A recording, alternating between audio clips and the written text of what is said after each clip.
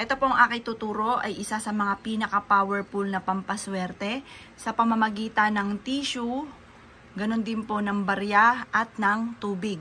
Ganito lamang po inyo pong gagawin. Kung ikaw ay laging kapo sa pera, dapat ay subukan nyo po ito. Pero, ito po muna mga bossing ko ang aking ipagbabawal sa inyo.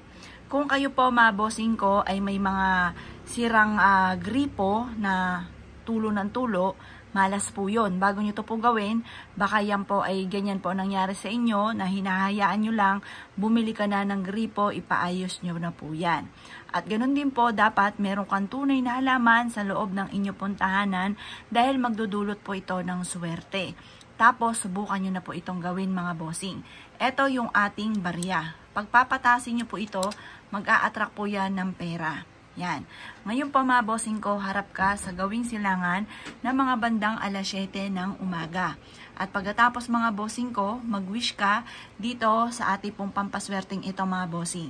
Sabihin nyo po ay siksik-liglig at umaapaw at maraming pera ang darating sa inyo at kailanman na hindi na kayo mamumblema tungkol sa usapin ng pera. Ngayong buwan na ito, ay siksik-liglig at umaapaw at maraming pera ang darating.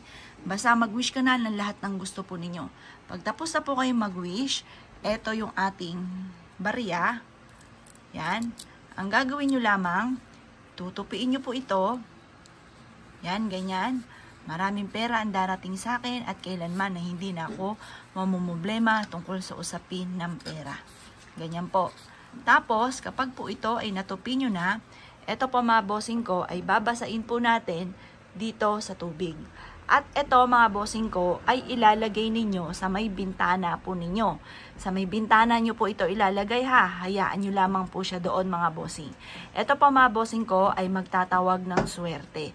Ang papel mga bossing ko ay nagmula sa kalikasan. Yan po ay magdudulot din sa inyo ng swerte. Ang barya mga bossing ko ay magtatawag ng maraming kasamahan po niyan at para mabilis gumulong ang magandang kapalaran.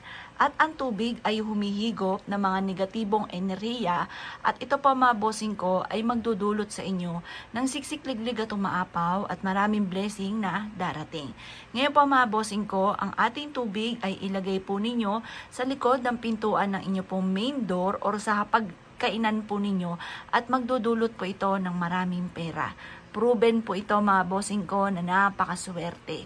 Ngayon po kung kayo po ay naniniwala at nais po itong gawin, huwag ka na po magpatumpik-tumpik pa dahil makakatulong po ito upang sa ganun ay makamit ka agad kung ano man ang mga matagal nyo nang pinapangarap.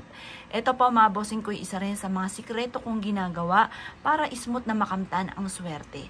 Sikreto ko tong ginagawa upang sa ganun walang kumontra. Kaya kung kayo'y naniniwala sa mga gatong mga pamamaraan, gawin nyo na po ito ng pasikreto. Kasi wasan na kami nakakaalam po niyan, madalas ay hindi natutupad kung ano man ang hinihiling. Kaya kung kayo'y naniniwala at nais po itong gawin, ay siya mga boss, good luck po sa inyo po lahat!